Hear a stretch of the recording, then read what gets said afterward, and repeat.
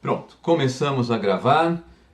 Então, na última aula, quer dizer, o exemplo que a gente viu na última aula, né, foi esse em que o João e Maria, que já tinham estabelecido o contato entre si, já estavam é, num padrão de consumo representado por esse ponto aqui, né, que está nesse gráfico aqui. Eles entram em contato com o resto do mundo, ou o resto de um conjunto de ilhas lá perto, e as pessoas lá, elas também produzem só coco e peixe, mas numa razão diferente, né? Por quê? Porque no primeiro, a Maria pagava 1 quilo de peixe por quilo de coco que o João produzisse. Tá? E nessas outras ilhas, tá, eles acabaram acordando, ou foi um equilíbrio de mercado, a gente vai discutir, né, mais para frente como que, de certa maneira, você determina essa razão de troca, mas eles acabaram acordando que para cada quilo de coco eles oferecem em troca 1,8 kg de peixe, né?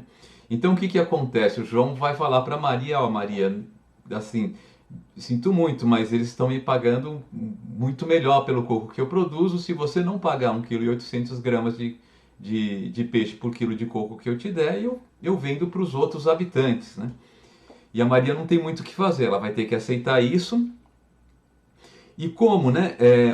E se ela quiser então agora comprar coco com peixe, ela vai ter que pagar 1,8 kg de peixe para cada quilo de coco que ela quiser comprar, seja do João, seja dos habitantes das outras ilhas, né? Esse é o preço agora com o qual ela se defronta. Ainda assim, 1,8 kg de peixe por quilo de coco é mais barato para Maria do que produzir o coco. Quando ela produz o coco, para cada quilo de coco que ela produz, ela sacrifica 2 quilos de peixe, né? Quando ela compra o coco, ela tem que sacrificar um pouco menos, 1,8 kg. Então o que aconteceu? O João ia se especializar na produção de coco e a Maria ia se especializar na produção de peixe, tá? Então eu equacionei as contas direitinho ontem, tá? Só que no cálculo do consumo do João eu errei, ficou meio exagerado, tá? O consumo do João vai ser 1,543 kg de coco e de peixe, depois que ele fez tudo, né? Ele vai se especializar na produção de coco, daí vai vender uma quantidade de coco que seja tal que a quantidade de coco que sobra para ele e a quantidade de peixe que ele compre são iguais, porque ele quer consumir a mesma coisa de coco e de peixe, para facilitar as nossas contas, né? E quando a gente faz as contas direitinho, tá?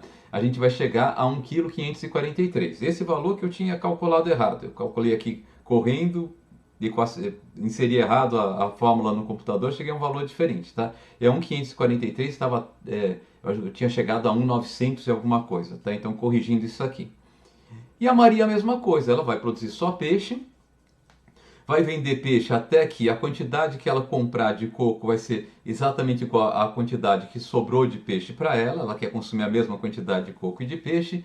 E o que vai acontecer é que a Maria vai conseguir consumir apenas 2,143 kg de peixe, né? E de coco também, né? Então o resultado vai ser o seguinte, tá? Aqui eu montei uma outra tabela, essa eu tinha montado, só agora está com os números corrigidos.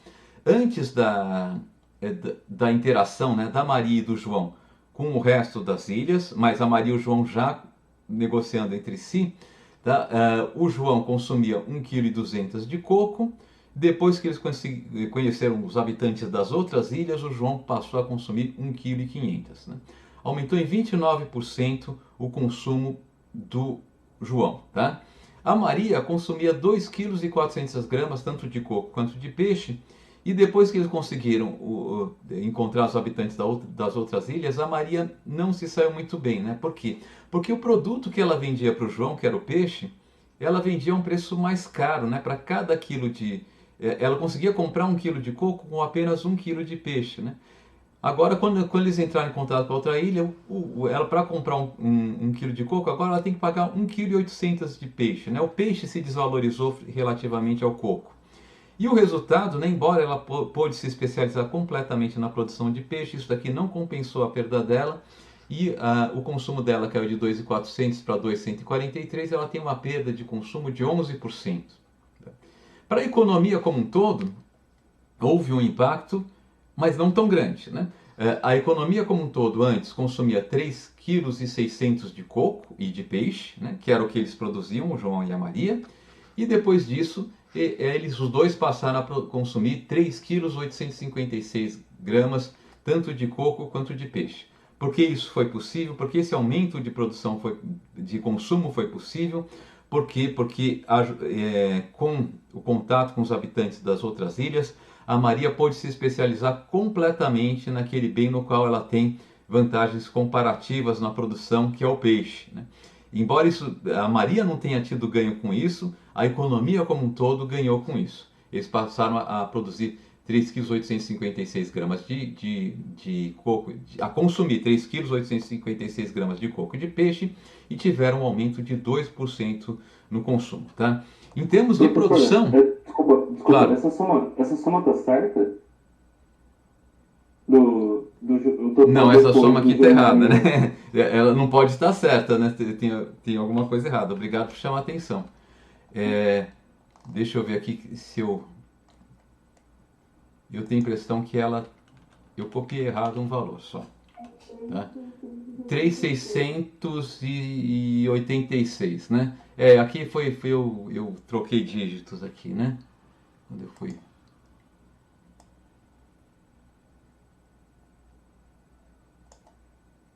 arredondando dá 3,686, né? Obrigado pela observação. Senão ficaria mais um erro, né? Para corrigir lá na frente. Muito bem. Então, vamos fazer um gráfico para ver se a gente entende o que está acontecendo, tá? Eu tenho um gráficozinho aqui, deixa eu só...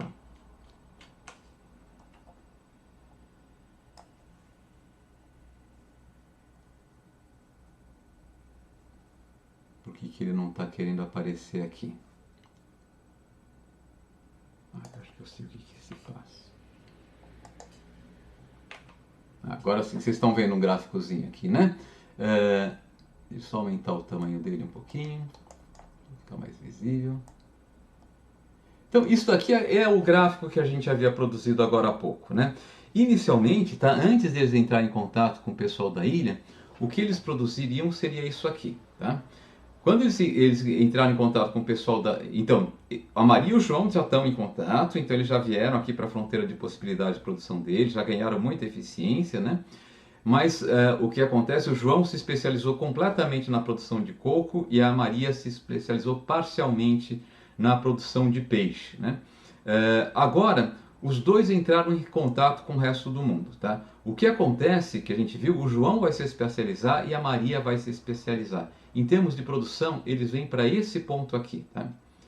Bom, mas o que acontece é que desse ponto aqui, o João ele vai vender coco para adquirir o peixe que ele quer. E a Maria vai vender peixe para adquirir o coco que ela quer, tá? Como a Maria vai comprar mais do que o João, o fato é que essa economia vai ser uma exportadora líquida de peixe, né? E para cada 1,8 quilos de peixe que essa economia exporta, ela consegue 1 quilo de coco, tá? Se eu quisesse sair desse ponto aqui e caminhar para a esquerda na produção, para cada 2 quilos de peixe, eu precisaria sacrificar 2 quilos de peixe para conseguir 1 quilo de coco. Agora eu vou precisar sacrificar um pouquinho menos para conseguir a mesma quantidade.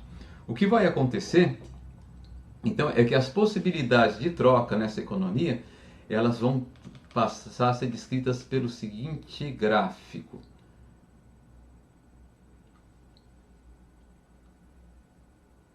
Por essa curvinha aqui, tá? Agora em cor de laranja, tá? Então, trocando a produção na qual eles se especializaram agora com o restante das ilhas, a economia como um todo, né? O João e a Maria conjuntamente, eles poderiam, né, exportando adequadamente coco ou peixe, caminhar ao longo de toda essa curva linha em cor de laranja, né? Então é como se essa linha em cor de laranja ela representasse aqui uma expansão, né, do consumo do João e da Maria, né, do consumo potencial da fronteira de possibilidades de produção do João e da Maria. A gente pode dizer que essa curva em cor de laranja aqui é uma fronteira de possibilidades de consumo. A produção deles vai ser sempre sobre essa linha, essa curva quebrada aqui em azul. Tá? Mas quando eles podem trocar 1 kg de coco por 1,8 kg de peixe, eles devem se especializar nesse ponto aqui, e quando eles fazem isso, eles podem escolher, né, o ponto de consumo conjunto do João mais a Maria, como sendo qualquer ponto sobre essa linha em cor de laranja. O que abriu possibilidades para eles sem que eles perdessem nenhuma possibilidade. O país como um todo teve um ganho, né? Não necessariamente, a gente acabou de ver, né? Cada habitante desse país teve um ganho. Na verdade, eu tenho esse gráfico aqui embaixo, aqui eu já tinha copiado esse gráfico aqui mais para baixo, tá? Já com a curva, né? Então só coloquei lá para a gente ter a curva. Então, o que está acontecendo aqui? Aqui era o consumo e a produção antes do comércio, tá? Antes do comércio do João e da Maria com as outras ilhas.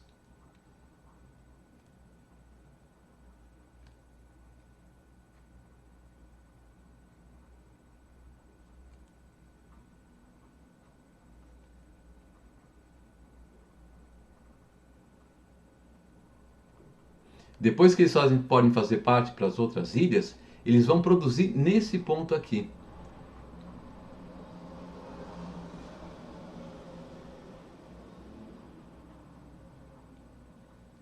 A Maria, 6 quilos de peixe, vai se especializar totalmente na produção de peixe, e o João vai se especializar totalmente na produção de coco, 2,4 kg de coco, né? Aqui vai ser o consumo após o comércio.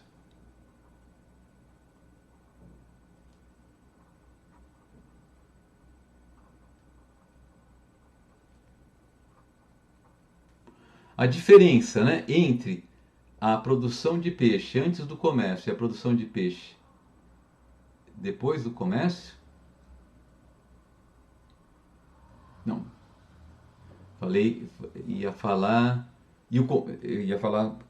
uma coisa errada, né? A diferença entre a produção de peixe antes do comércio e a produção de peixe após o comércio, a diferença entre a produção de peixe após o comércio e o consumo de peixe após o comércio é a exportação líquida de peixe. Essa distância aqui, né?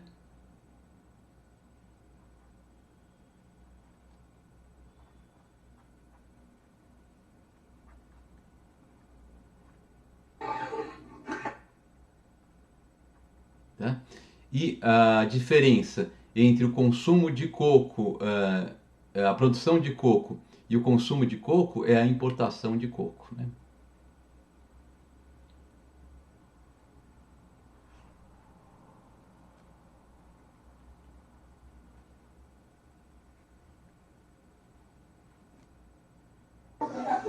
Professor, Oi.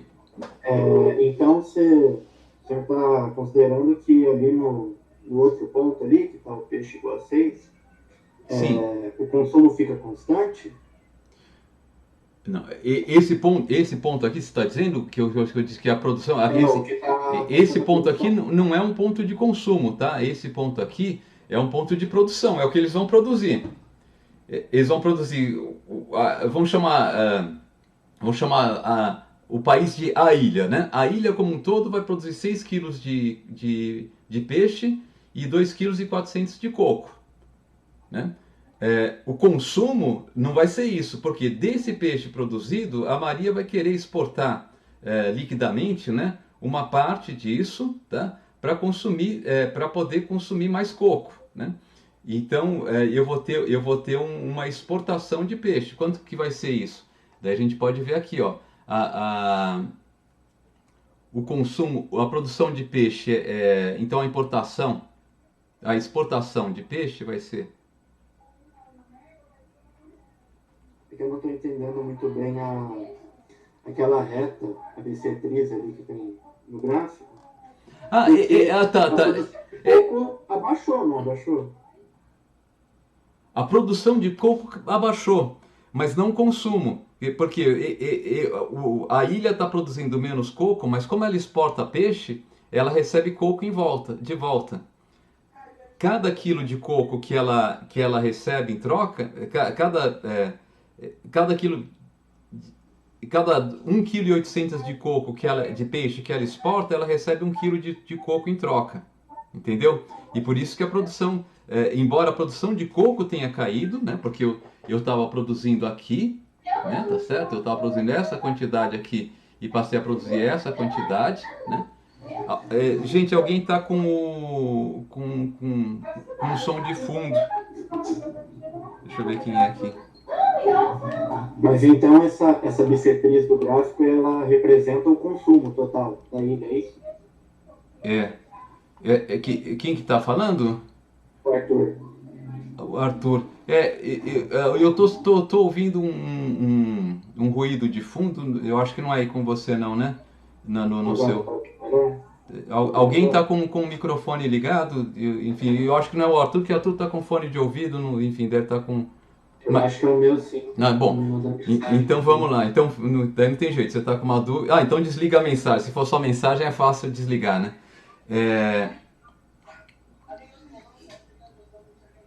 Então, entendeu, Arthur? O que está acontecendo aqui é o seguinte... eu vou apagar tudo que eu desenhei aqui para a gente marcar no gráfico de novo o que está acontecendo.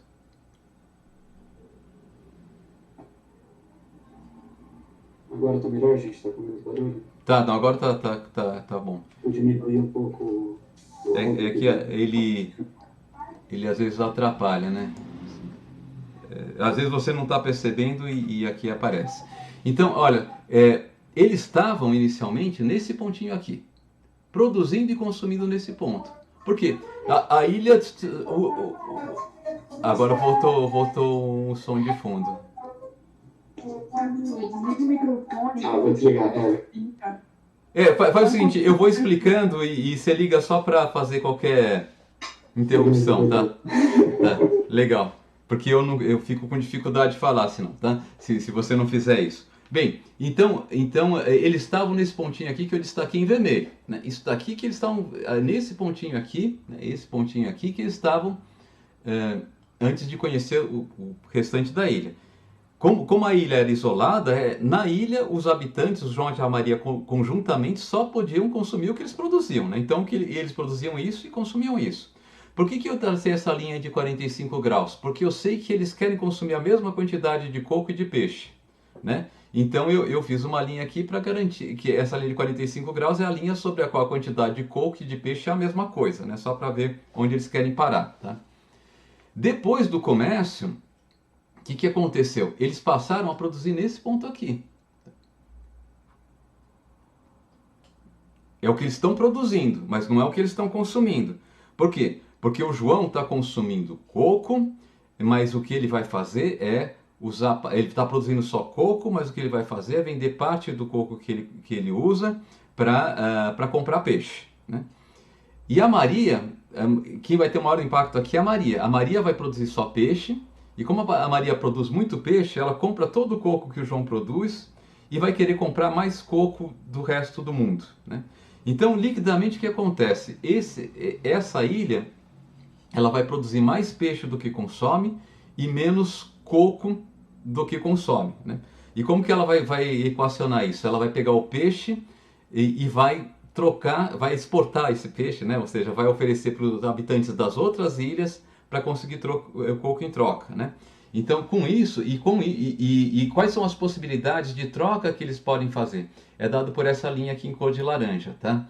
A inclinação, esse ângulo aqui, é 1,8. Na verdade, está dizendo o seguinte, ó, eu preciso de 1,8 quilos de peixe para comprar 1 quilo de coco, né? Só isso que essa tangente aqui, tá? E como eles querem consumir a mesma coisa, né, eles vêm para esse ponto aqui, tá? Quer dizer, eles vêm porque também é o que a gente já havia calculado. Eles vêm para esse ponto aqui. Quer dizer, essa diferença aqui é o que foi consumido a menos de peixe em relação ao que eles produziram. Eles produziram aqui e consumiram menos peixe, né? O que é isso aqui? É o peixe exportado.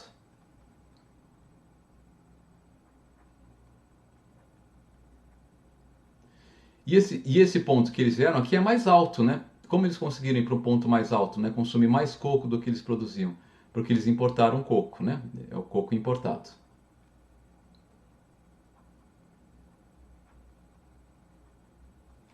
Então, é isso que aconteceu, né? Então, e o que acontece com os países inseridos em comércio internacional, usualmente, né? Os países inseridos num contexto todos os países do mundo, né, basicamente. Todos os países do mundo, eles não consomem tudo que produzem e não produzem tudo que consomem, né? Uma parte do que eles produzem eles exportam, uma parte do que eles consomem eles importam, né? Então, basicamente isso que aconteceu. O que aconteceu nesse nosso exemplo aqui, e eu dei um exemplo que era para forçar isso aqui, efetivamente o comércio internacional trouxe uma melhora quando eu olho para o país como um todo, né? O consumo dos dois bens aumentou, mas muito pouquinho, né? Não foi um consumo muito elevado, né?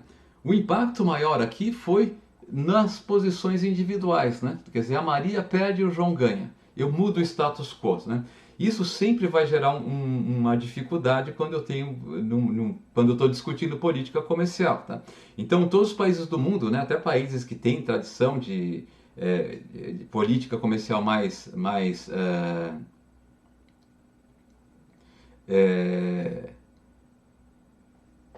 alguém tem um comentário aqui, Mateus 3,686 gramas, que é? Deixa eu ver o que é esse aqui, só para...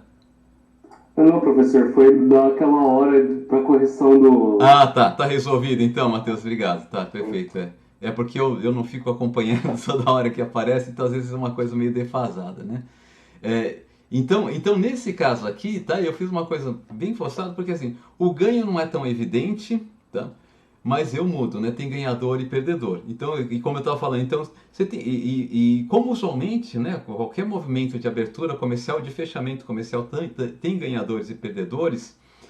Isso pode gerar choradeira, né? Então você vai para países que têm uma tradição de política comercial aberta e tudo mais, tem choradeira, né? Você pega os Estados Unidos recentemente, como eu havia falado, né? Assim, as pessoas choram por causa, culpam os chineses, enfim, né? Na Europa, assim, os países europeus tem já uma tradição de protecionismo, mas faz sentido a preocupação de abertura comercial nos países europeus, porque os países europeus eles protegem, né, o setor agrícola dos países europeus, e o setor agrícola ele é um setor na Europa que tem muitos pequenos produtores, né?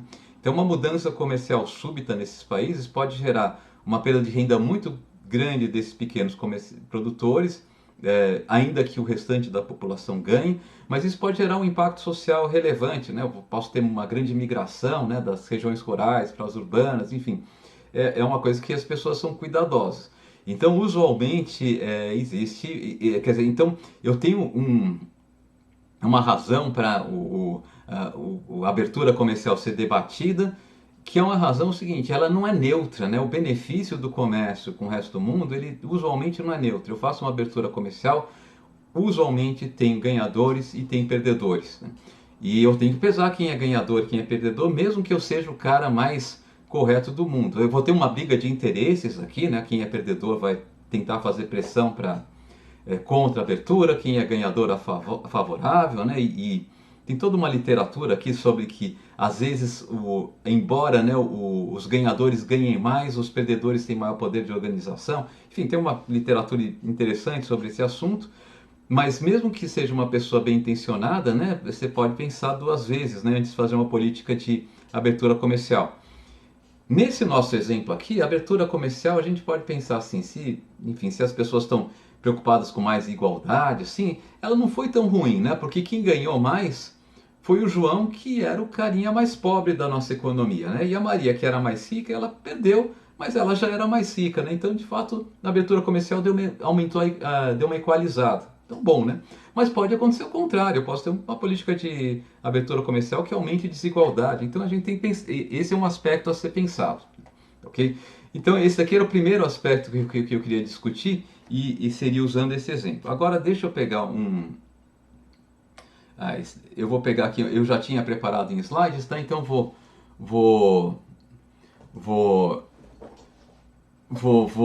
apresentar usando esses slides. Eu passo os slides para vocês também, tá? Porque isso aqui é uma série de slides, os iniciais são muito parecidos com o exemplo que a gente trabalhou, então se vocês quiserem, vocês podem pegar os exemplos, fazer numericamente, se pegarem algum erro me avisem, tá? Enfim, mas eu vou partir aqui, né, do resultado que a gente chegou. Então a gente chegou na chamada lei das vantagens comparativas, né? De certa maneira ela é meio tautológica, né? Assim, se eu se eu puder, ela parte da seguinte ideia, né? As pessoas só realizam trocas quando elas vêm, só decidem se especializar em alguma coisa, quando elas acham melhor se especializar do que não se especializar. Então, ainda que eu tenha, sei lá, eu posso achar que eu seja mal remunerado, que é injusta a minha remuneração, né? Ou que qualquer pessoa possa achar isso, e pode estar correta até, né? É melhor ela ter essa remuneração do que ela produzir tudo o que quer produzir, né? É melhor a gente fazer aquilo que a gente faz relativamente melhor do que tentar fazer tudo, né? Isso parece razoável até para os países, né? Quer dizer, eu vou dar um exemplo aqui, um exemplo brasileiro. Eu vou dar daqui a pouquinho um exemplo do Brasil, tá? Do Brasil eu vou dar dois exemplos de políticas que eu acho que não foram muito bem sucedidas, tá? E, enfim, então isso aqui é um resultado que não dá para comparar, mas ele é um resultado que ele é debatido com muita ideologia atrás, né? Porque esse resultado aqui não está dizendo, né, não implica necessariamente, automaticamente, o seguinte, ó, todos os países devem ter uma política comercial aberta. Nenhum país deve proteger nenhum setor da sua economia, né? Quer dizer, eu acabei de dar um argumento, né? Bom, se eu achar que uma abertura comercial vai prejudicar uma camada menos favorecida da sociedade, eu posso ter uma razão a mais para pensar, uma razão para pensar em não abrir minha economia, né? Para segurar essa abertura comercial. Não teria nenhum problema com isso, né? Eu posso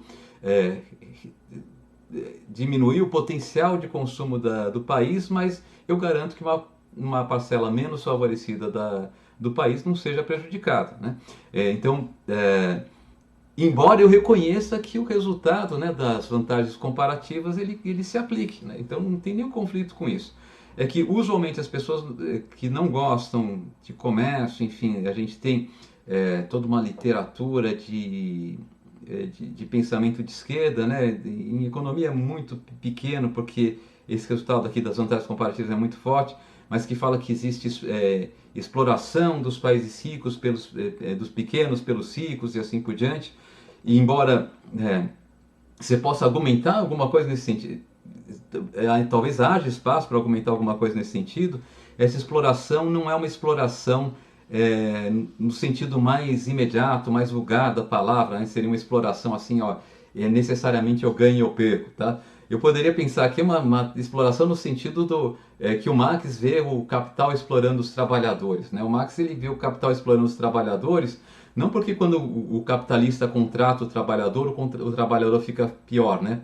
Porque ele acha que tem uma injustiça, bom, enfim, vou ter que ser meio caricaturesco, né? Assim, é difícil falar do trabalho do Marx assim, em 5 minutos, mas a princípio a minha opinião é que ele acha que há uma injustiça porque, na verdade, o capitalista ele é detentor dos meios de produção e com isso o trabalhador ele só tem a capacidade de trabalho e isso gera uma simetria na qual, na visão dele, existe uma exploração do capitalista pelo trabalhador. Mas, digamos assim, se alguém aqui for marxista, né, a nossa análise aqui não está entrando nessa essência, né, da exploração, de certa maneira. Tá? Ela assim está... e o Marx ele fala, né, e assim, o trabalho do Marx é interessante porque ele fala, olha, quando você olha, ele fala, quando você olha na aparência, não existe exploração, né? O trabalhador ele está melhor tendo emprego do que não tendo emprego.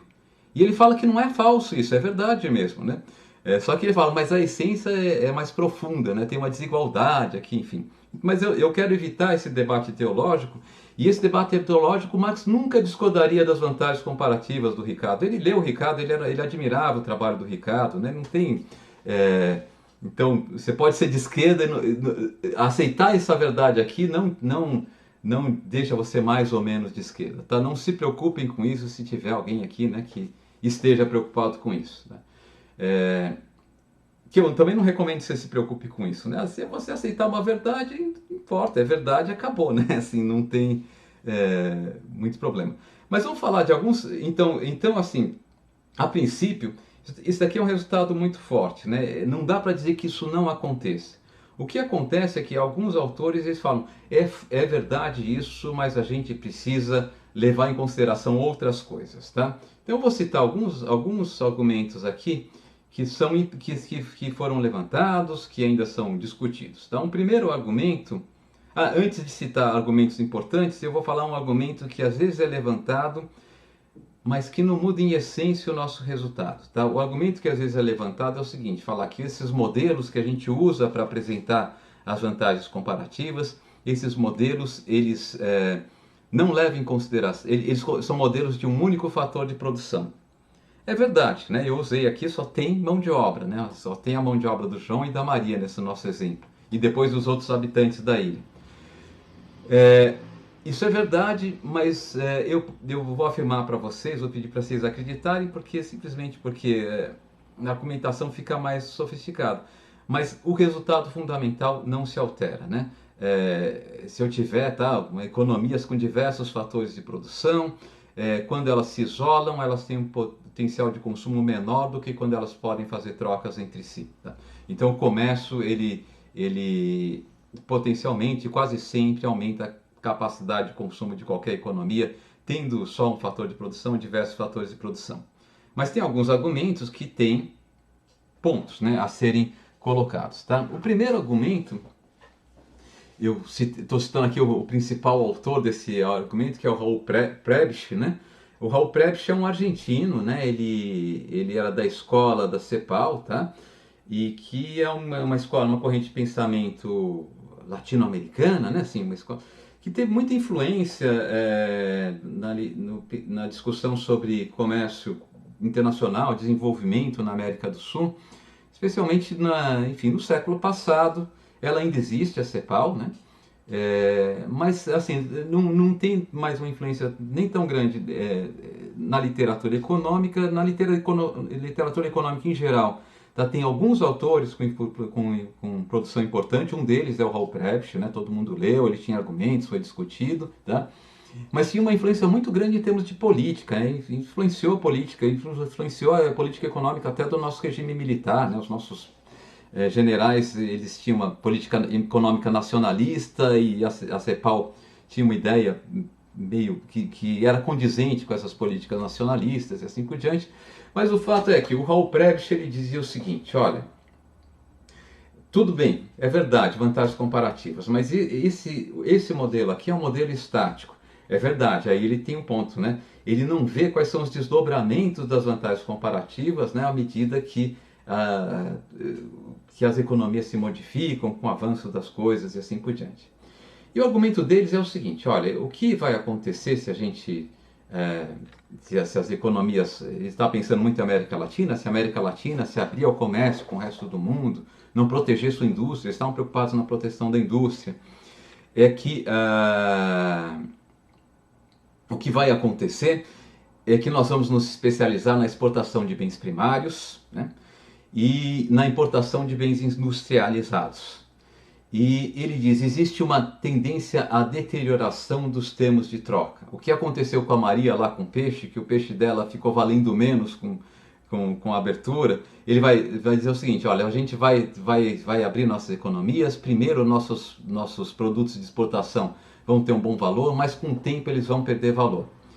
E a argumentação dele era que eles iriam perder valor porque bom, enfim, a gente vai discutir isso mais para frente, de elasticidade, mas assim, a demanda dos nossos produtos é pouco sensível ao aumento à renda, tá? Então as pessoas vão ficando mais ricas, não vão querer aumentar tanto o consumo dos nossos bens, e a demanda dos produtos industriais é muito sensível à renda. Então ele achava que a população mundial ia demandar cada vez mais produto industrial e cada vez menos produto agrícola. É curioso porque é um argumento totalmente contrário a um cara ao Ricardo, que eu falei antes, que o Ricardo ele achava que os preços dos produtos agrícolas iam aumentar mais rapidamente que o preço dos produtos industriais, né? E ele colocou isso, ele argumentou, foi ouvido, publicou um monte de artigos, assim, né? Teve um impacto na literatura econômica mundial. E algumas pessoas começaram a questionar, né? E o fato é o seguinte, não é muito claro, né? Mesmo teoricamente, a gente não pode dizer que o Prebisch tinha ou não razão, né? Um dos problemas da argumentação do Prebisch, talvez ele estivesse pensando um pouco no caso da Argentina, muitos dos produtos exportados, né, primários exportados, não são produtos para consumo pessoal, né? São produtos que são insumos para produtos industrializados. Então, por exemplo, o Brasil exporta ferro, né? Quando a indústria está bombando, está crescendo, eles precisam importar ferro e o preço do ferro sobe. Então, recentemente, um pouquinho antes da... assim, você pega nosso período dos nossos governos petistas, né? Lula, segundo o mandato do Lula, primeiro da Dilma, nós passamos por um período em que o preço das commodities de exportação, os bens primários, subiu, teve um aumento relativo muito grande e foi uma benesse, pelo menos por um momento, para o Brasil. A gente exportou bastante esses produtos e foi um dos fatores que possibilitaram um bom crescimento econômico nesse período, né? Então esse é o primeiro ponto. O segundo ponto é que mesmo que as pessoas demandem mais produtos industriais, tá? A gente pode pensar o argumento do Ricardo. O Ricardo dizia o seguinte, ó, é mais difícil aumentar a produtividade na agricultura do que no setor industrial. Então, o que pode acontecer é que eu vou ter uma inundação de produtos industriais para poucos produtos agrícolas, poucos produtos primários, e isso tende a aumentar o valor, né? Com o tempo, o valor relativo desses produtos primários. Bom, o fato é que, empiricamente, não existe nenhuma evidência de que haja deterioração dos termos de troca, nem contra os produtos primários, nem a favor, tá? Então, eu não estou dizendo que não exista, mas é difícil capturar isso de uma maneira estatística significativa. Então, de certa maneira, o argumento do Prebisch ele é um argumento menos usado em trabalhos mais recentes. Um outro argumento importante e que tem um ponto que também deve ser possivelmente levado em consideração é o chamado argumento da curva de aprendizado ou da indústria nascente, né? Que também foi muito defendido dentro da escola cepalina, né? E segundo esse argumento, o que você teria, eles dizem o seguinte, olha, nós teríamos o potencial de ter vantagens comparativas na produção de produtos industrializados.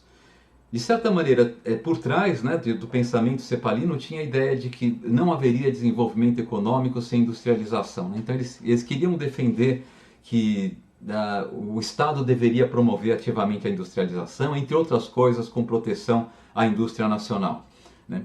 Então um dos argumentos que eles falavam, olha, na verdade nós podemos ter potencial em ter vantagens comparativas no produto industrializado, mas para desenvolver esse potencial a gente precisa de um tempo de aprendizado. A ideia é que em um país a habilidade de se produzir alguns bens e serviços ela cresce com o tempo, com a nossa experiência em produzir esses bens e serviços, né?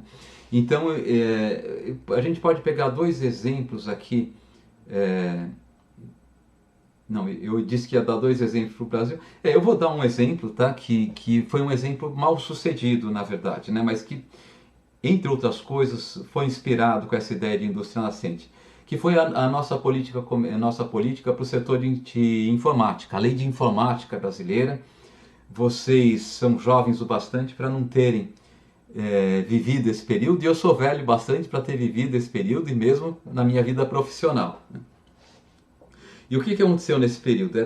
Foi o governo militar era muito nacionalista, então nesse sentido, embora todo o pensamento cepalino não fosse um pensamento de direita, né, havia uma certa afinidade nesse campo de políticas econômicas, porque o nosso governo militar também entendia que era um governo desenvolvimentista, embora fosse de direita, né, ele queria promover o desenvolvimento do país, a ideia era engrandecer o país de alguma maneira, né?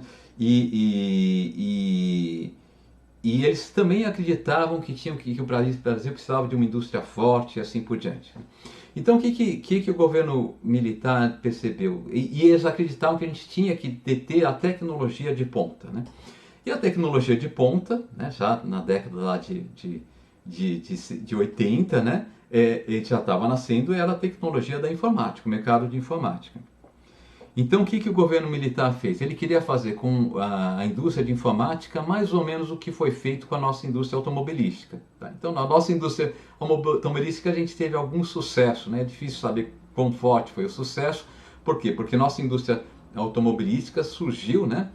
Embora seja uma indústria multinacional, ela surge quando o nosso governo convida as empresas produtoras de automóveis a produzir automóveis no país, garantindo proteção contra importação. Por muito tempo a gente não podia importar automóvel no Brasil, né? Eu lembro que quando eu era criança, né, aí, ou mesmo jovem com a idade de vocês, tá? A gente não via uma BMW na rua porque não tinha fábrica da BMW no Brasil e não podia importar BMW. A gente tinha os modelos da Ford, da Volkswagen, né?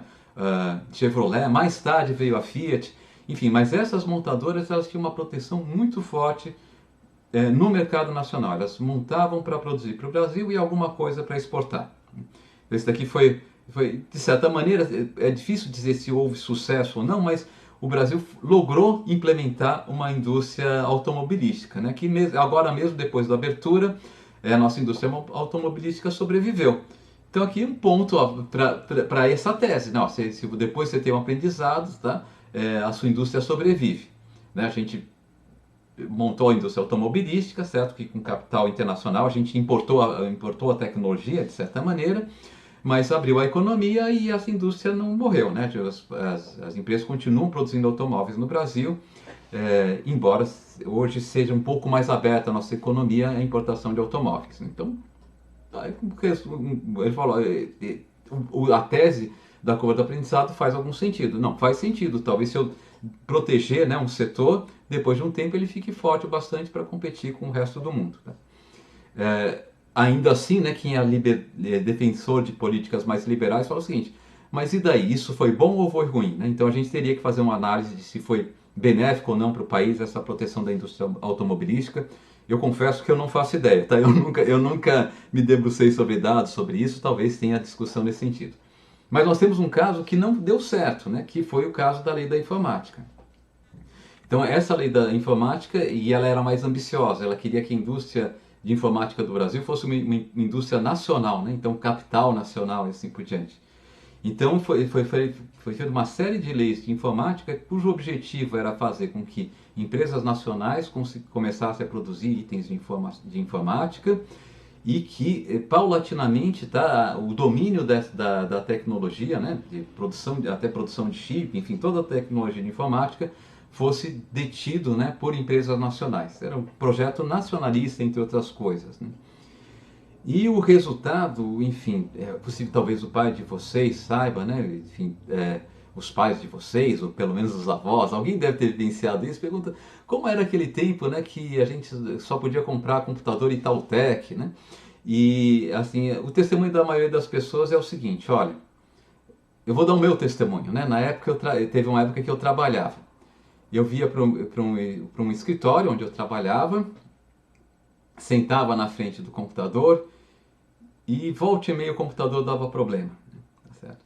Depois, de fato, eu já não trabalhava mais, mas porque eu fui fazer o meu curso de mestrado, etc., né? E eu precisava de um computador. Né? E na época as pessoas particulares compravam o computador não da indústria nacional, eles compravam um computador de um pessoal que viajava para o exterior, trazia os componentes escondidos, montava um computador aqui e vendia o computador. Era assim, pessoal que montava no fundo do escritório, mas com todos os componentes importados, né? Enfim, mais ou menos o estado da arte. Né?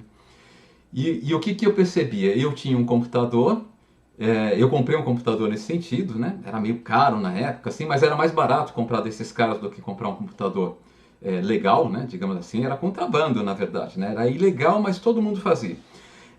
E a escola lá na FEA de São Paulo, onde fazia meu mestrado, tinha computadores que eram computadores nacionais, porque uma instituição não podia fazer isso, ia ficar meio bandeiroso.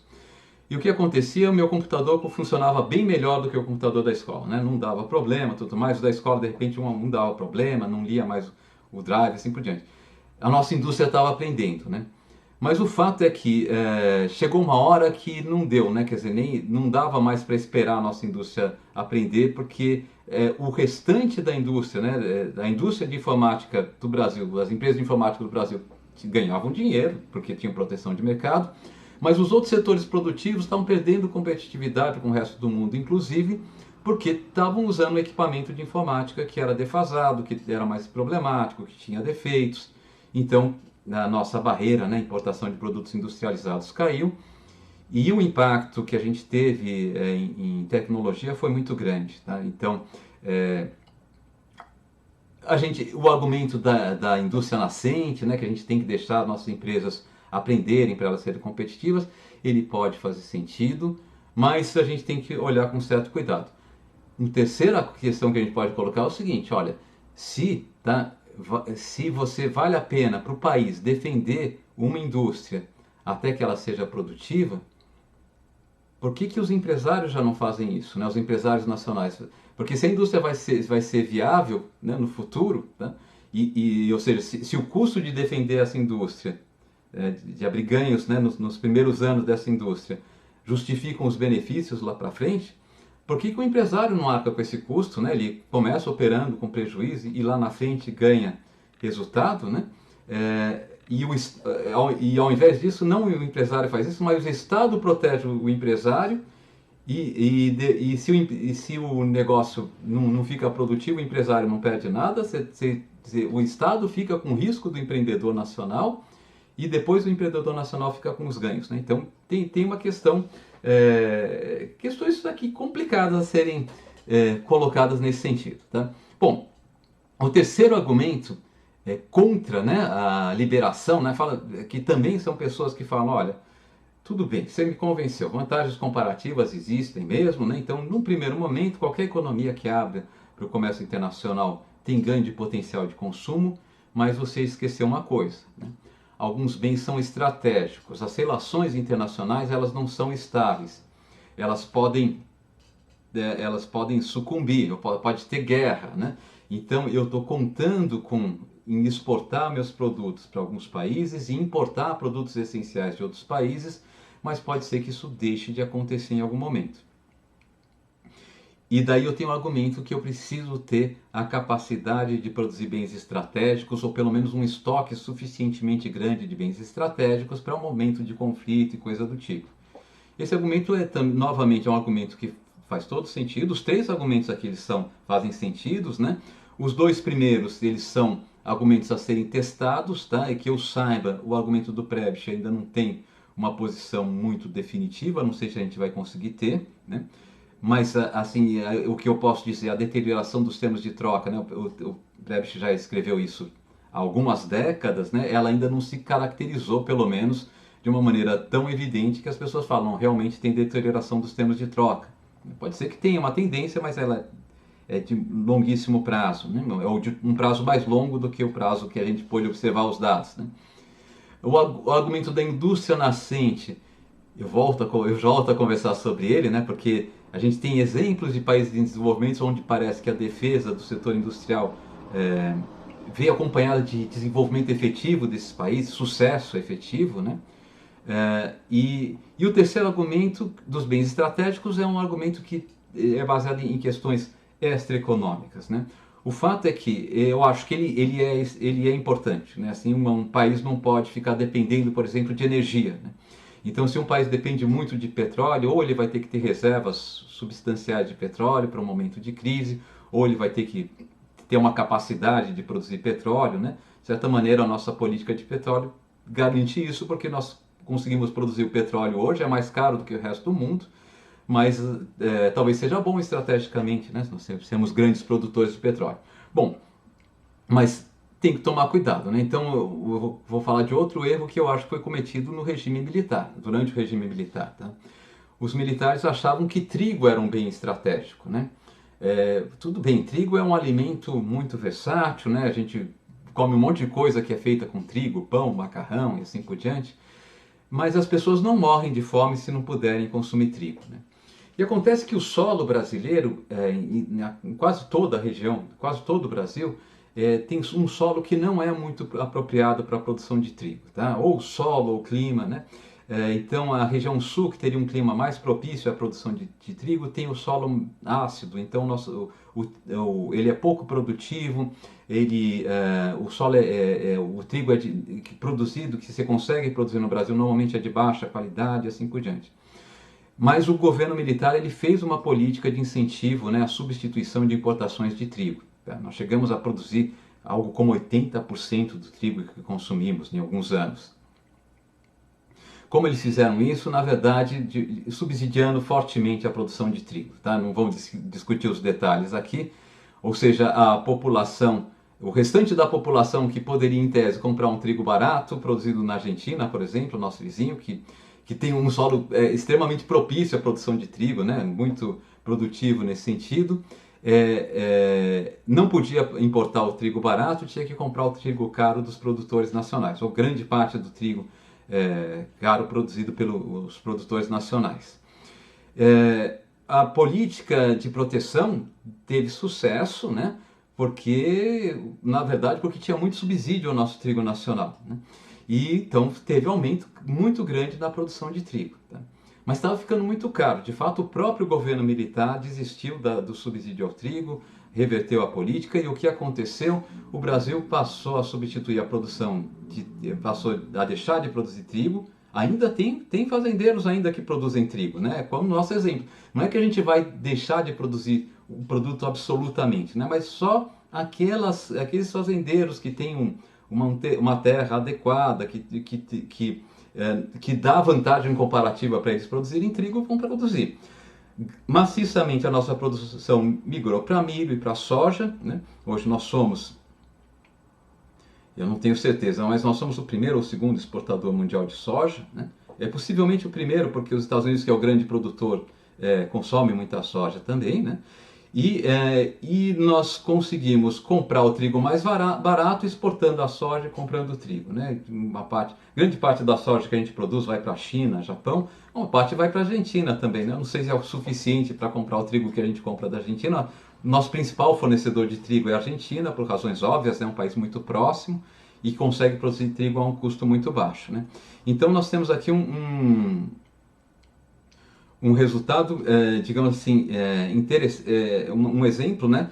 Dois exemplos, né? Assim, talvez a nossa política o nosso setor petroleiro é protegido, mas talvez isso daqui se justifique por uma questão estratégica, mesmo porque o preço do petróleo é um preço muito instável, né? E efetivamente nós temos um risco estratégico em ficar dependente do petróleo, porque os principais exportadores de petróleo são países que estão em regiões instáveis, tanto em ponto de vista geopolítico quanto de política interna. Então a gente não sabe se vai conseguir continuar comprando petróleo de quem a gente compra, né?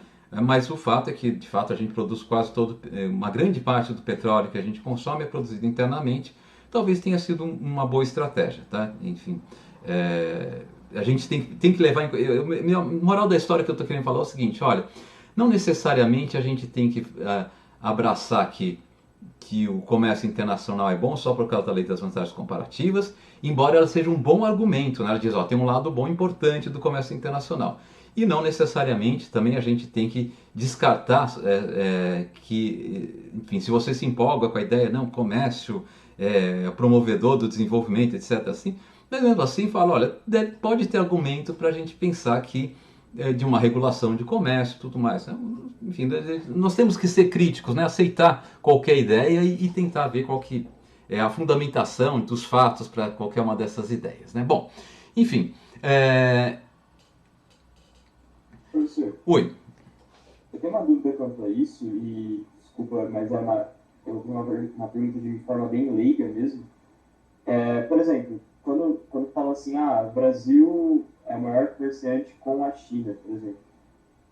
Eu, instintivamente, não penso em entidades Brasil e China como estados, mas eu penso as empresas do Brasil e as empresas da China trocam entre si.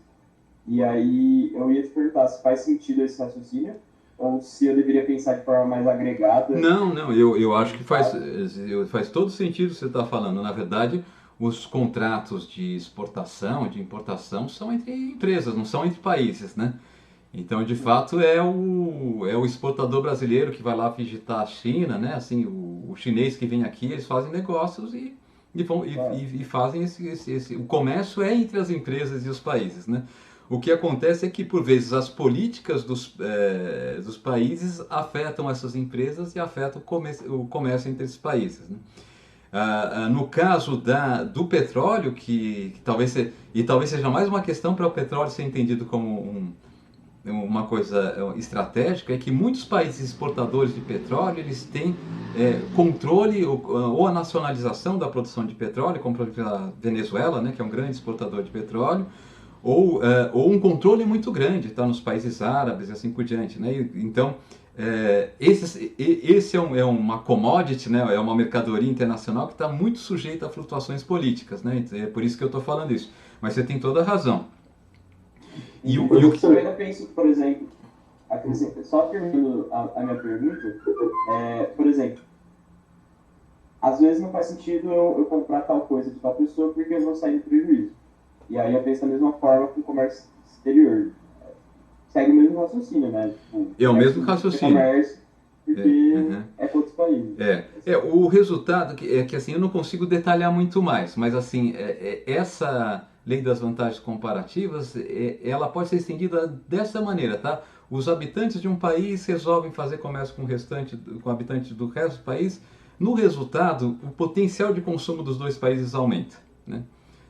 Que é um pouco a história que eu contei, né? O João vai falar, Maria, se você não comprar o meu coco, eu vendo dos outros países. A Maria vai comprar o coco do João, vai falar, bom, agora eu vou querer comprar coco dos outros habitantes também. Ela complementa, né? Então são as decisões individuais, né? Não precisa ter um governo. O que o governo pode fazer é proibir a importação, pode colocar uma taxa sobre a importação, então ele pode fechar a economia, né? Mas depois de aberta a economia, grande parte depende de decisões individuais.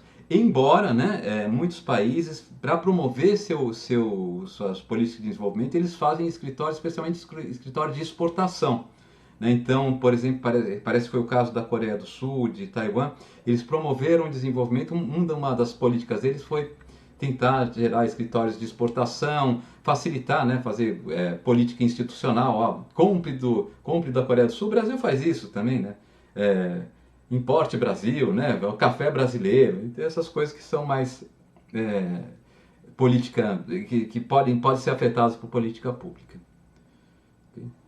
O Arthur ia falar alguma coisa, né?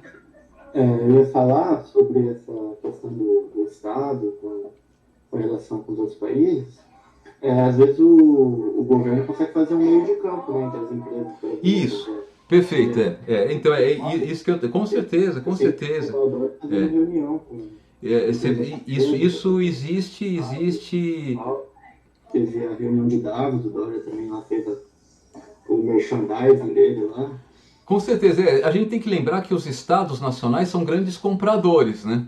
Então, por exemplo, eu não sei se vocês... Não, vocês não devem se... Certamente vocês não se lembram, mas no governo do Lula, eu acho que foram dos dois governos, tinha um projeto de comprar jatos, né, para a nossa Força Aérea.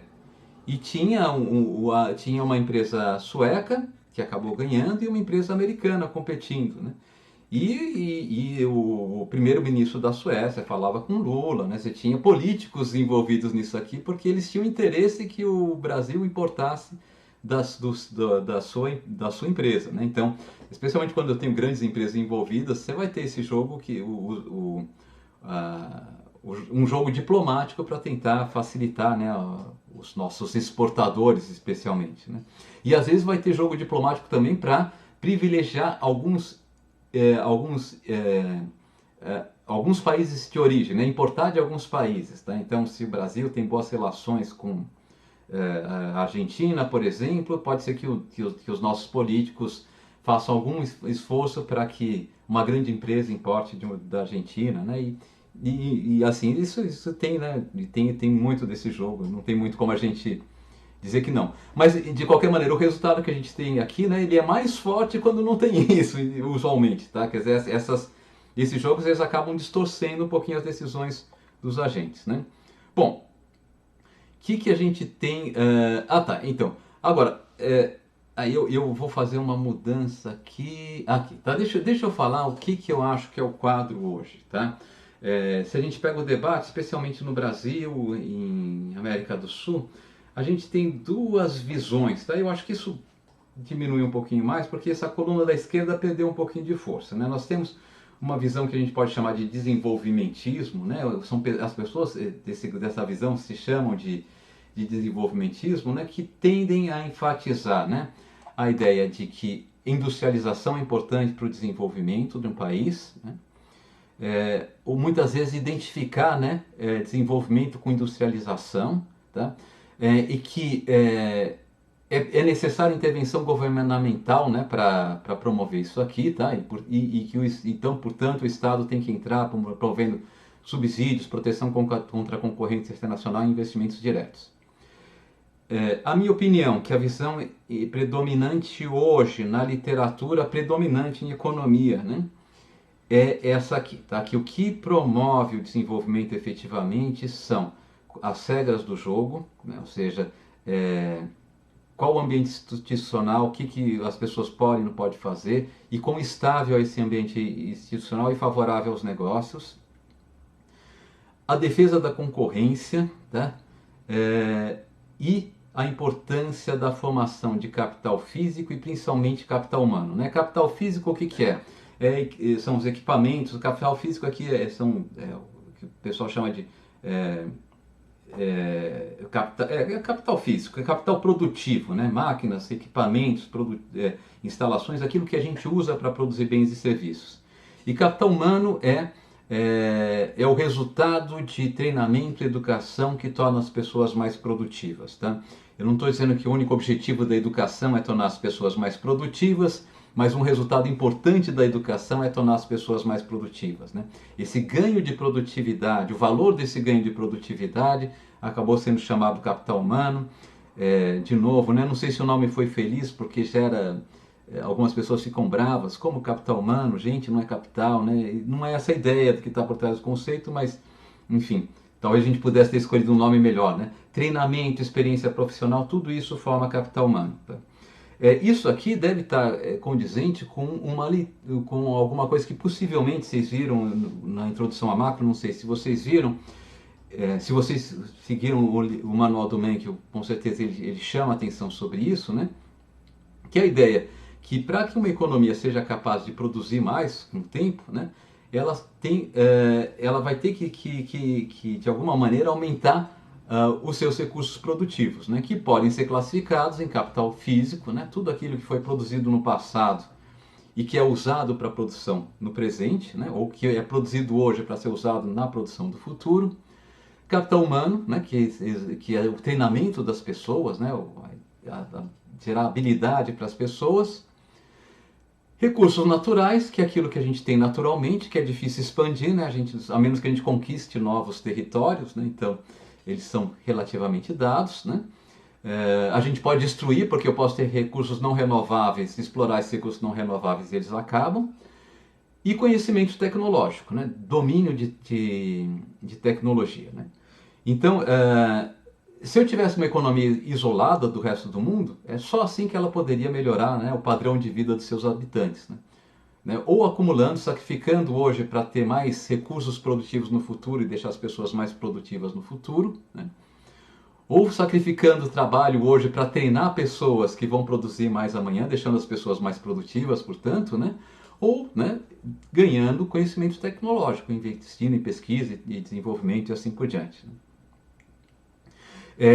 Nessa literatura dominante hoje, não existe mais uma visão de que existe algum setor industrial, algum setor da economia que é dominante, né, que é determinante no desenvolvimento econômico, tá? Mas enfim, o debate talvez a gente possa colocar aqui, tá? Especialmente no Brasil, ainda hoje existe esse debate. E algumas questões não podem ser resolvidas facilmente, tá? Eu tenho certeza que todo desenvolvimentista vai acreditar que as regras do jogo são importantes, né? É difícil um país crescer com um ambiente institucional muito instável, né? Então, a gente tem os países mais miseráveis do mundo são países que estão sujeitos a muita instabilidade político-social, então muitas guerras civis, muitas revoluções, mudança de poder. Isso acaba gerando muita insegurança. Os negócios não florescem, né? Nem negócio estatal, nem negócio privado, eles não vão se dar bem, né? Que a formação de capital físico e humano é importante, né? E mesmo o capital humano, a ênfase disso, eu acho que começou mais numa literatura não com viés desenvolvimentista, mas eu duvido que alguma pessoa, né, que com uma política mais intervencionista, acha que não seja bom, né, ter os trabalhadores do Brasil mais qualificados e coisas do tipo. Então acho que isso daqui não há muita briga quanto isso. O que é um pouco de briga é essa questão de defesa da concorrência, né? E a visão mais intervencionista do desenvolvimentista, tá? Então deixa eu falar aqui de alguns exemplos que são interessantes, né? Porque tem dois, eu vou pegar dois exemplos, mas a gente podia citar mais alguns, que de certa maneira, né, eles reforçam, eles são usados pelos desenvolvimentistas e são usados na visão predominante, tá? Eu diria assim que numa visão meio intermediária aqui, alguns acham, olha, eu preciso que a abertura comercial é boa para o desenvolvimento, tá? Mas eu já vou avisar para vocês que não existe evidência empírica nem muito grande que ela seja boa ou ruim, tá? Mas eu acho que está um pouco mais predominante a ideia de que a abertura comercial seja boa, mas os dados não são o suficientes ou não são enfáticos o bastante para a gente dizer que ela seja boa ou ruim. O que aconteceu Então, dois exemplos interessantes são os exemplos dos tigres asiáticos, né? Eles já não são mais aquela coisa tão em moda, né? Algumas décadas atrás eles estavam em moda porque eles eram, olha, um exemplo de sucesso de desenvolvimento, né? Hoje, quando a gente fala em Coreia do Sul e em Taiwan, a gente pensa em dois países desenvolvidos. A gente não pensa que países que eram pobres ficaram subdesenvolvidos, né? Mas, de fato, o pessoal da minha geração, né? Quando eu nasci, a Coreia do Sul e Taiwan eram países mais pobres que o Brasil. Eles tinham uma renda per capita menor do que o Brasil, né? Países com uma situação bem mais crítica que o Brasil. E hoje eles são países que têm um padrão de renda compatível e de desigualdade, né, de baixa desigualdade compatível com países europeus, outros indicadores, né, sociais da alfabetização, toda a população alfabetizada, indicadores de esperança de vida muito elevada para esses países e tudo mais, não são países muito bem sucedidos, né? E o que acontece? Esses países eles tiveram políticas de desenvolvimento efetivamente, e as políticas de desenvolvimento, elas misturaram, né, aspectos do desenvolvimentismo com aspectos da visão predominante, tá? Então, o que tem de desenvolvimentismo nessas políticas de desenvolvimento? Nos dois países, eles protegeram pesadamente a sua indústria, tá? E um deles não só protegeram, como houve dirigismo, né? Na Coreia do Sul, tá? O governo escolhia, né, as empresas que seriam campeãs, tá? Escolhia por um processo que talvez tenha ajudado bastante, mas a Samsung é uma empresa que recebeu muito apoio financeiro, etc., do governo por muito tempo. Em Taiwan foi um pouco diferente, né? Tanto é que Taiwan não tem grandes empresas, agora tem algumas empresas importantes, multinacionais, mas foi um país que desenvolveu muito com uma indústria, uma propriedade empresarial muito mais assim pulverizada, né? Porque eles não elegeram os campeões, não fizeram não promoveram a formação de grandes empresas, né? Então teve proteção, né? E a proteção foi no seguinte sentido, foi muito forte. Inclusive a Coreia do Sul conseguiu, teve momentos que ela emitiu uma lista do que podia ser importado, né? Não era uma lista do que não podia ser importado, só do que podia ser importado naquele país. Por outro lado, tá? Esse fechamento desses dois países foi diferente do fechamento do Brasil, né? O que pensavam os militares, tá? O que muita gente pensa ainda hoje, né? Parece intuitivo, mas não foi bem sucedido no Brasil, né? Tinha uma leitura de que os Estados Unidos desenvolveram produzindo para o mercado interno, né? Então, como o Brasil é um país grande, né, com uma população grande, parece que a gente tem o potencial de ter um mercado interno grande, então a gente pode desenvolver voltado para o nosso mercado interno, isso vai gerar prosperidade, enfim, e o país vai ser muito diversificado, vai ser muito suficiente. Era um regime militar, né? Então a questão estratégica era muito importante, você produzir mais as coisas que consome para não depender do resto do mundo, enfim. E o que aconteceu? O Brasil, então, ele fez a política e falou assim, ó, você vem para cá, ou empresário nacional, eu vou te proteger para você vender no mercado nacional. A Coreia do Sul e Taiwan fizeram uma coisa diferente, porque eram países muito pequenos, eles não conseguiriam ser independentes de importar recursos fundamentais do resto do mundo, né? entre outras coisas, petróleo, mas também produtos agrícolas, enfim, eles dependiam do resto do mundo, não tinha jeito. Eram regimes militares também, e o que eles fizeram foi promover, eles protegiam a indústria nacional com uma contrapartida de que a indústria nacional teria que ter metas de exportação. Então, eles forçaram as empresas nacionais deles a exportar. Isso teve um impacto benéfico, na minha opinião, que essas empresas nacionais elas estavam expostas à concorrência internacional. E expostas à concorrência internacional, elas tinham que manter, né, o nível de qualidade e de baixo custo da concorrência internacional. Então, o que aconteceu, por exemplo, vocês pegam o meu monitor aqui do meu computador é Samsung, né? A Samsung é uma empresa sul-coreana, e ela começou, como as empresas sul-coreanas começaram, exportando para o resto do mundo. Era uma marca desconhecida, ninguém sabia se era boa ou se era ruim, e eles tiveram que começar vendendo seus produtos para o resto do mundo a um preço, né, inferior ao dos produtos dos seus concorrentes, né, do resto do mundo, as empresas holandesas, americanas e assim por diante, né. E o que eles fizeram, eles investiram, né, em, primeiro, tentar segurar o custo baixo, porque eles não tinham preços bons, né, e depois em manter um nível de qualidade satisfatório, né. Então, eu lembro a primeira vez que eu comprei, eu acho que foi uma televisão Samsung, né? Eu falei, será que vai funcionar? Não sei, né? Não é uma Philips, que era a marca que a gente gostava na época, né? Não é uma marca que já eram consagradas, mas o preço era melhor, né? Já tinha ouvido algumas referências de que era boa, comprei. E ela foi muito boa, né? Durou, assim, na verdade, quando eu me desfiz dela é porque ela era uma televisão com tubo, né? E era aquelas antigas, né? E eu queria uma televisão de tela plana, as atuais, né? Então eu fiz a troca. E ainda estava funcionando, dei para uma pessoa que trabalhava na minha casa e a pessoa ficou feliz, levou para casa, funcionou por muito tempo. Então o que aconteceu? Com o tempo eles começaram a adquirir reputação e hoje, né, o produto da Samsung ele pode ser vendido a preços equivalentes a de seus concorrentes, né, do resto do mundo. Essa exposição à concorrência é saudável, né? Ela força as empresas a serem melhores para os consumidores, porque elas têm que ganhar os consumidores, né? E ser melhor para o consumidor é ou ter um melhor produto ou ter um custo mais baixo, né? Ou as duas coisas, melhor ainda para a empresa.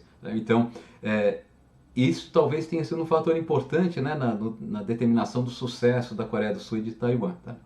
Mas isso, então, essa proteção vai para o lado do desenvolvimentismo, a participação ativa do Estado, né, com subsídios à indústria, um subsídio a investimentos, né, ocorreu tanto na Coreia do Sul como no Taiwan, tá? Mas o que as pessoas, digamos assim, diversas, menos desenvolvimentistas hoje chamam a atenção, que acham que o mais importante que aconteceu nesses países foi isso. Primeiro, né, um ambiente estável e favorável aos negócios. Tá? Segundo, não houve defesa da concorrência interna, mas houve uma exposição das empresas à concorrência internacional. Né?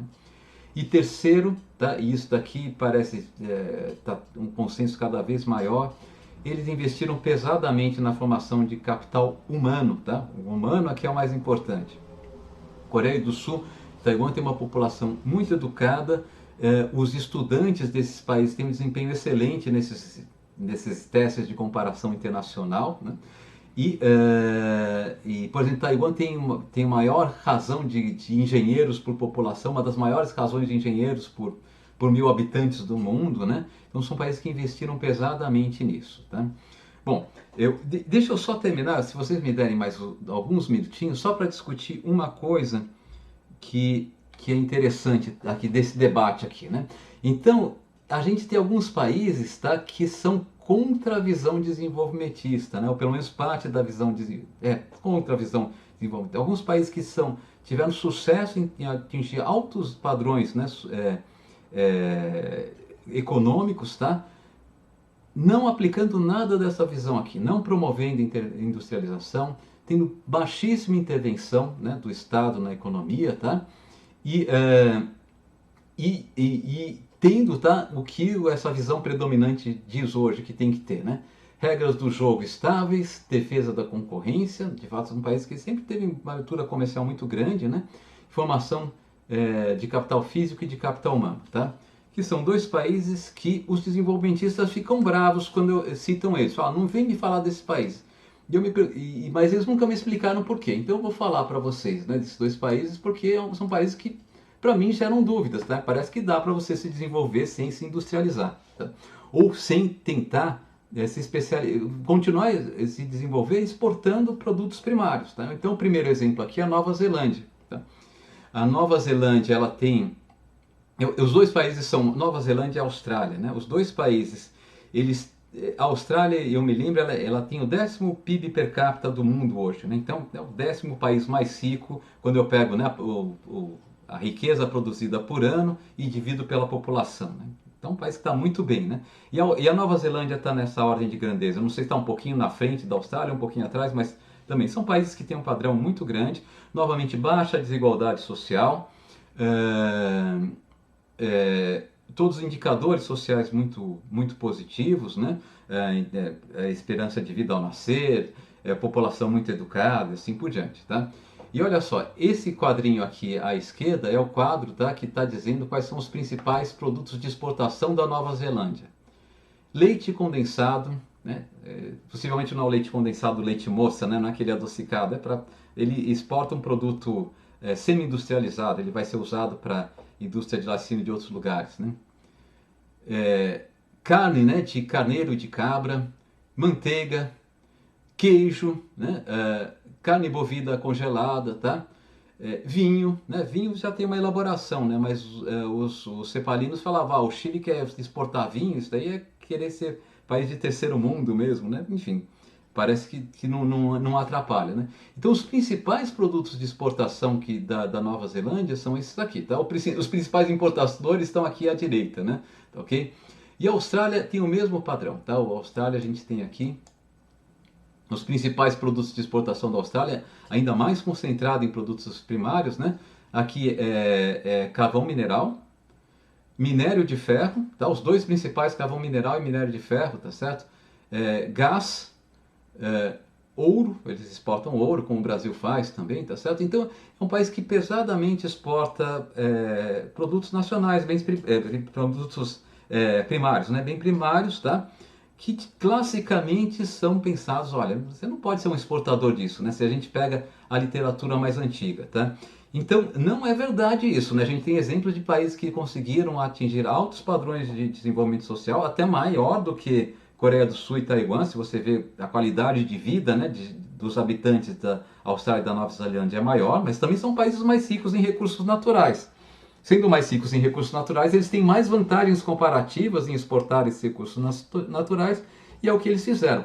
Não impediu desses países terem áreas de alta tecnologias, né? Eles têm alta tecnologia, mas não é aquilo em que eles têm a grande vantagem no comércio com o resto do mundo. Né? Eles usam alta tecnologia, primeiro, para melhorar a produção desses produtos naturais, tá? E para melhorar a produção daqueles produtos que são produzidos para a população local, os bens e serviços produzidos para a população local. Né? De certa maneira, se a gente pega o Brasil, com uma trajetória muito mais titubeante, né? Ele faz um pouco disso. Deixa eu ver se eu tinha aberto aqui a página do Brasil, mas eu não tinha certeza se já tinha chegado aqui. Aqui está o Brasil, né? Então está aqui os nossos principais produtos de exportação, também são, né? Tá certo? Petróleo, soja, tá? Mas a gente tem alguma coisa industrializada, né? Assim, claro, com peso bem menor, mas a gente tem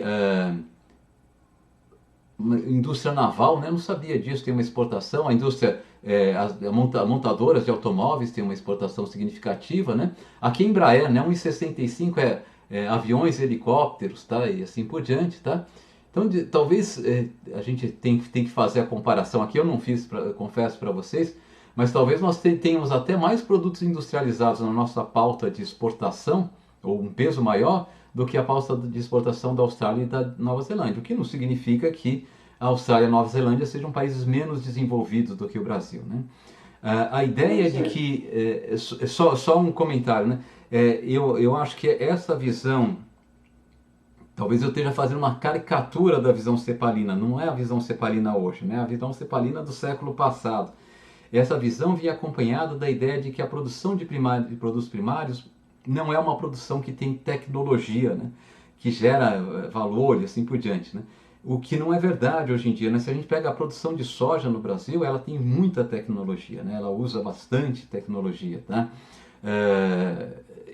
Só para dar um exemplo, né? Enfim, mas você ia falar alguma coisa, Vitor? Eu tenho duas curiosidades, na Uhum. verdade, duas dúvidas minhas. Primeiro, eu gostei muito desse site, eu não conheço ele, se puder passar, Eu vou falar o copiar nome. aqui e já passo É, no link no chat para vocês, tá? legal. E a segunda é sobre Singapura, assim, eu tenho uma admiração bem grande por Singapura, Singapura vi... é um caso. Eu não citei Singapura porque Singapura não é, embora seja um tigre asiático, né? Ela não está no caso que defende os desenvolvimentistas e os não desenvolvimentistas, digamos assim. Porque Singapura não teve Eu ia política te perguntar desenvolvimentista, onde que ela né? se enquadra mesmo. A política, que eu saiba, tá? Eu não, mas o que eu sei de Singapura sempre, bom, você teve o governo autoritário, ainda tem, né? Tem um governo estranho, autoritário, mas parece que é mais, enfim, logrou promover melhor, né? O ganho de qualidade de vida da população, né? E agora, a única coisa que eles fizeram lá é uma defesa de ambiente de negócio, né? Agora, Singapura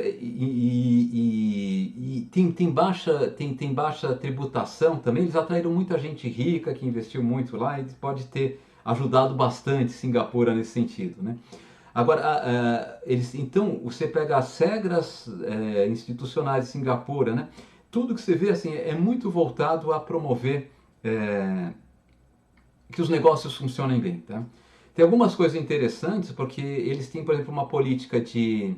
Ah, tá, esse link que eu passei para vocês, tá? Ele é no site que cai no Brasil, né? Mas vocês podem escolher outros países, né? Assim, navegando no site, tá? Só para qualificar aqui.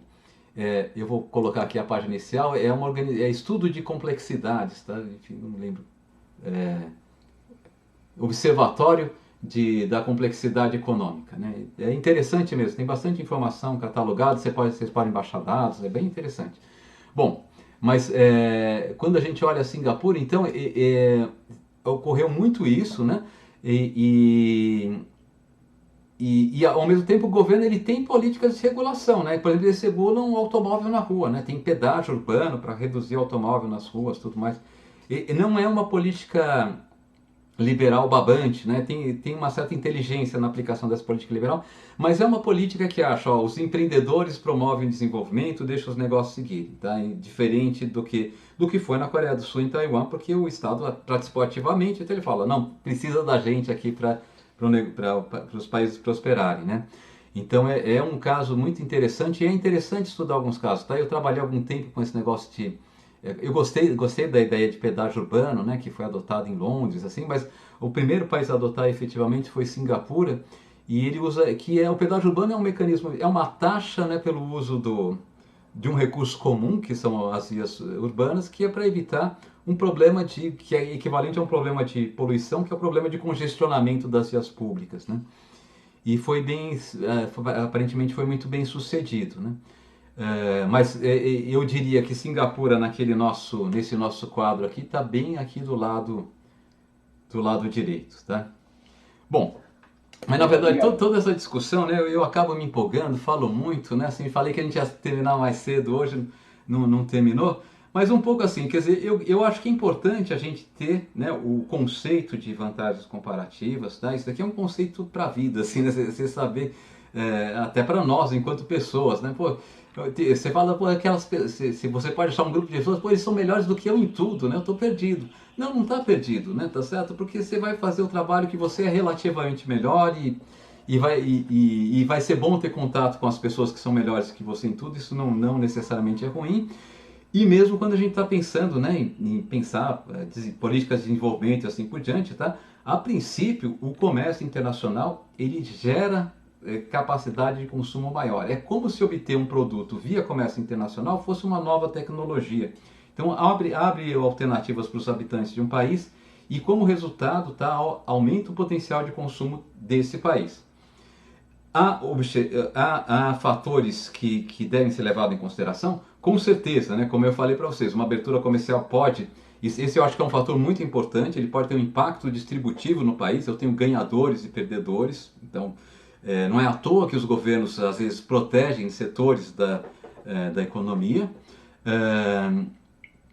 E os argumentos, né, colocados, né, contra a abertura comercial e tudo mais, eles não foram exatamente refutados em sua totalidade, tá? O argumento do Prebisch, ele ainda está assim, meio que pendente, né? Mas assim, ele perdeu muita força porque não tem uma tendência muito clara, efetivamente, à deterioração dos termos de troca, tá? De fato, se a gente pega, dependendo da janela de tempo que a gente pega, parece que eles estão melhorando, né? Que as commodities estão ganhando valor, dependendo da janela, parece que não. Então, mas se você pegar a série toda, parece haver uma certa estabilidade, até hoje, né? A gente não sabe o que vai acontecer no futuro, né? Talvez ele seja um profeta para os próximos 10 anos, então é difícil dizer, mas tem que ser investigado.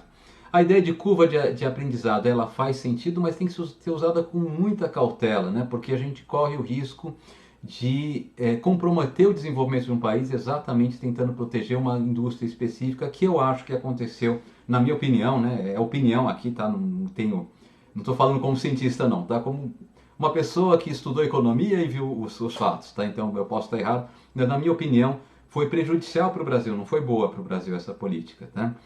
E os bens estratégicos, e basicamente é isso, tá? A discussão continua existindo, né? Mas a gente não pode abrir mão da ideia fundamental, porque aquilo é pura lógica, tá? É uma dedução numérica, né? Assim, é quase uma tautologia, né? A ideia das vantagens comparativas, tá bom? Bom, gente, eu agradeço a paciência de vocês, que eu disse, eu frustrei vocês, falei, ó, vocês vão poder descansar mais cedo hoje? Não, tá? São 10h30, né?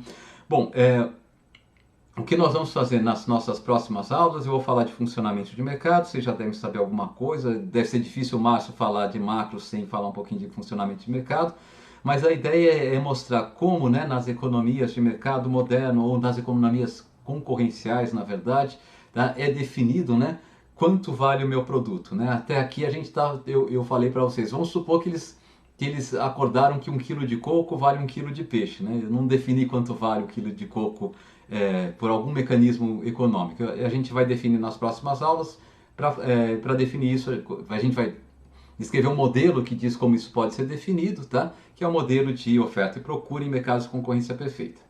É isso aí, gente. Então, obrigado por aguentarem até aqui. Bom fim de semana para vocês. Assim, uma coisa, eu tô pensando em fazer, tá? Eu tô com 2 turmas esse semestre, já combinei isso com a outra turma. Eu vou continuar, eu acho que eu vou voltar, eu vou passar as aulas ao vivo, tá? Na verdade é para me dar um pouco mais de energia, tá? Com a aula ao vivo, tá? Vocês tiram dúvida, tudo mais, eu me sinto mais animado. Quando eu estou gravando sozinho, às vezes dá muita solidão, né? Assim, dá uma sensação psicologicamente ruim. Então, se vocês... Até pra gente, né? Para vocês é melhor também? Não, essa questão da falta de contato, às vezes, ela faz falta. Faz falta, exatamente. Então, apesar de eu dar umas atrapalhadas de vez em quando, na minha opinião, eu acho que vale a pena. Se não atrapalhar demais vocês, a gente pode continuar nesse esquema, tá? Se vocês perceberem que não está indo muito bem, vocês me avisam e daí eu volto a gravar, tá ok?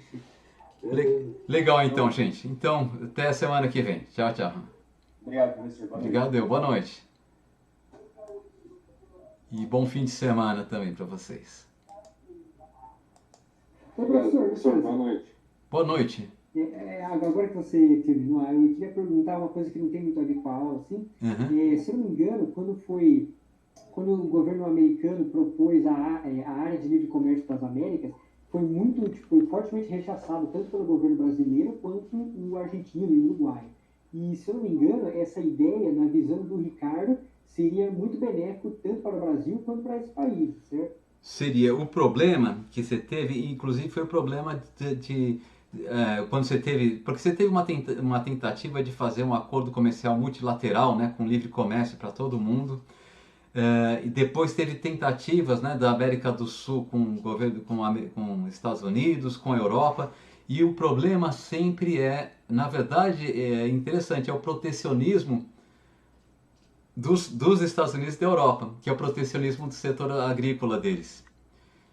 Porque o que acontece, se eles para os Estados Unidos é muito complicado, né? Porque, especialmente se você tiver com um governo republicano que tem uma base de apoio político muito grande, né, nos países, nos estados produtores agrícolas,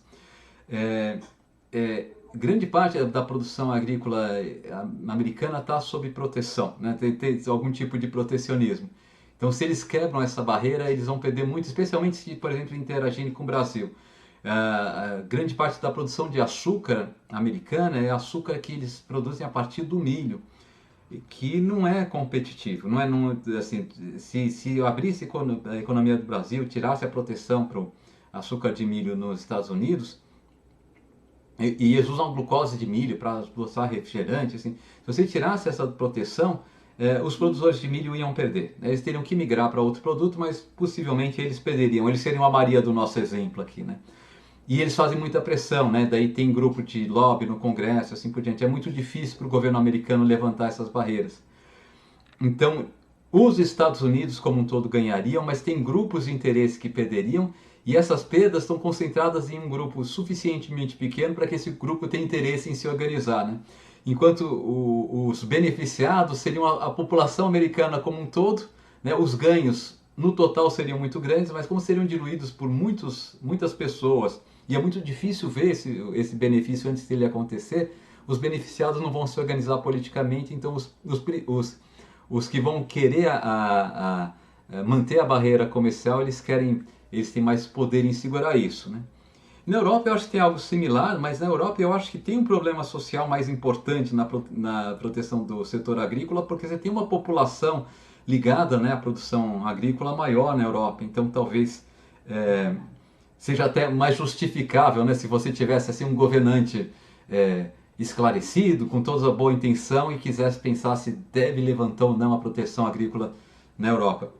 Mas essa tem sido a grande briga entre os países do terceiro mundo e os países do primeiro mundo, especialmente Brasil e Argentina, né, os dois principais países aqui da América do Sul, porque são dois países que são dois grandes produtores agrícolas, né? Nós temos muitas vantagens comparativas na produção de alguns produtos agrícolas, né? Argentina em trigo, carne, assim por diante, Brasil em milho, soja, milho nem tanto, mas soja e cana-de-açúcar, né? Cana-de-açúcar é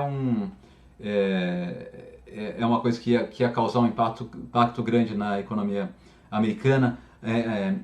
Laranja, né? Bom, se bem que o Brasil já exporta suco de laranja para os Estados Unidos, mas enfim, essas barreiras realmente acabaram dificultando muito a negociação, além, né, de todo um problema ideológico que teve envolvido, né? Quando a negociação era feita com o governo do PT, era um governo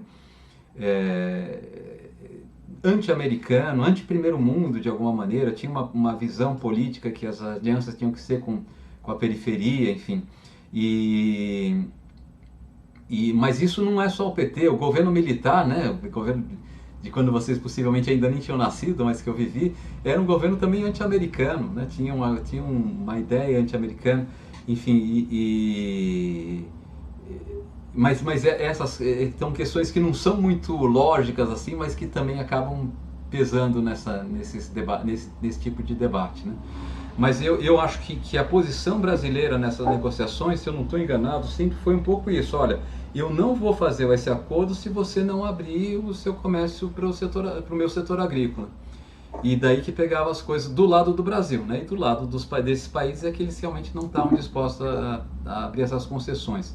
Aí uma coisa que os Estados Unidos sempre cobraram muito também é a defesa do direito autoral, que está ligado um pouco à pirataria, essas coisas. Eles acham que perdem muito, muito dinheiro com isso, muito valor com isso, né? Então, que eu saiba, que eu lembro, foi isso aí que aconteceu. Mas, de fato, um acordo comercial deveria trazer vantagem para os dois lados, né? Perfeito, obrigado, professor. Não tem de quê. Professor, você falou dos Estados Unidos, né? Uhum. Você quer deixar americano bravo e querer mexer na produção de laranja dele. Exatamente. Eles protegem laranja de um jeito lá. Não, e eles conseguiram ter uma ideologia lá que é até contrária, quer dizer, contrária à prática, assim, os Estados Unidos sempre foram um país relativamente aberto, né, com liberdade, funcionamento do comércio e tudo mais. Aberto para os outros, né? Liberdade para os outros, aí a minha indústria aqui. Não, mas eles, assim, veja, não tem muito como eles se exportarem sem importar, né, assim, eles compram do resto do mundo, né, um monte de coisa. Mas o que eles defendem, inclusive no setor industrial, eles são relativamente abertos. Estão começando a rever isso agora com a China, né? Porque a China é um país... na verdade, foi o governo do Donald Trump, né? Que impôs muitas barreiras à importação chinesa, ou está tentando impor, não sei se impôs ou se é só discurso. Mas, de fato, assim... A questão do 5G, da Huawei e tal, o Trump está barrando legal. Tá. Não, e aí ele, assim, enfim, não sei julgar, né? Mas assim, aí ele pode ter aquela questão que parece que tem, que é uma empresa que tinha, que não tinha confiabilidade, se os equipamentos dela eram seguros, né? Se não ia haver espionagem, enfim. Mas tem um monte de questões desse tipo mas com certeza hoje você tem uma visão muito mais protecionista nos Estados Unidos do que você tinha quando estava tendo essas tentativas de negócio, né, de multilaterais. Mas tem um setor que é muito difícil mexer nos Estados Unidos, é o setor agrícola, né? Outro setor muito difícil é o setor siderúrgico, que é um setor que perdeu muito a competitividade com o resto do mundo, né? Especialmente até com o setor siderúrgico brasileiro, canadense, que era mais moderno a nossa indústria siderúrgica. E eles conseguiram formar grupos de lobby para proteger a indústria deles, né? Eu não acho que isso seja decorrência de uma visão ideológica americana, né? Os americanos não são mercantilistas naquele sentido, eu quero exportar mais e importar menos, né? Isso é uma visão que não é benéfica para a população, né? Exportar mais e importar menos significa consumir menos, né? Eu levo minha produção para fora e não trago produção de volta para dentro, né? Então é o que a China faz. A China sacrifica o consumo dos chineses e em contrapartida tem um superávit para comprar o resto do mundo, né? E eu acho que isso me assusta um pouco porque é um governo autoritário, ainda tem um viés socialista naquele sentido de comunismo internacional, né? Não sei se eles querem dominar o mundo, né? Não sei se é isso, mas enfim, é o que eles têm feito. Porque o excesso, né, que eles têm a diferença entre as exportações e importações eram recursos que o que eles podem fazer com esses recursos?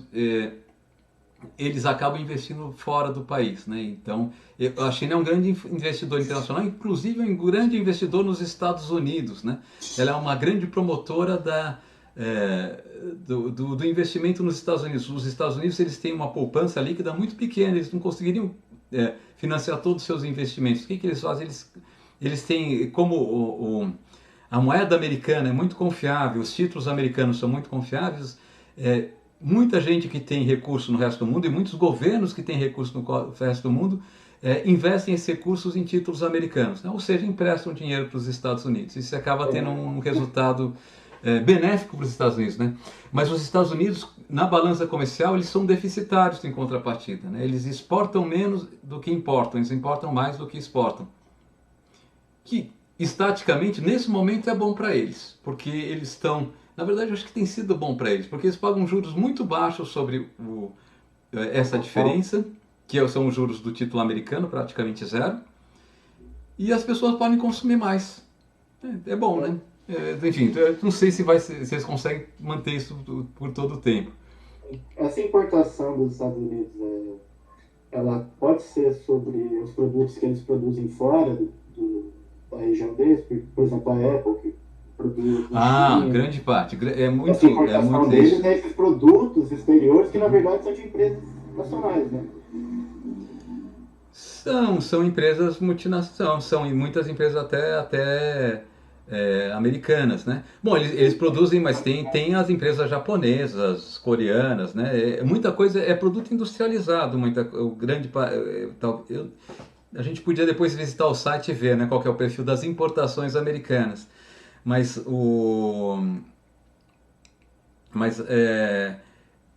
Mas eles também importam, eles importam muito suco de laranja do Brasil, porque assim, eles têm um consumo muito grande de suco de laranja, né? Então eles têm que importar.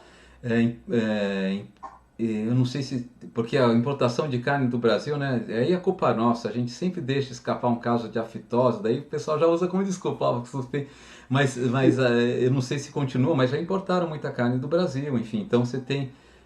Eles importam coisas que eles produzem lá também, né? Importam um avião do Brasil, né? A Embraer vende entre outros países para Eu não próprios entendo Estados muito Unidos. bem isso, eu tenho que fazer uma análise melhor disso, porque eles produzem lá e eles importam, né?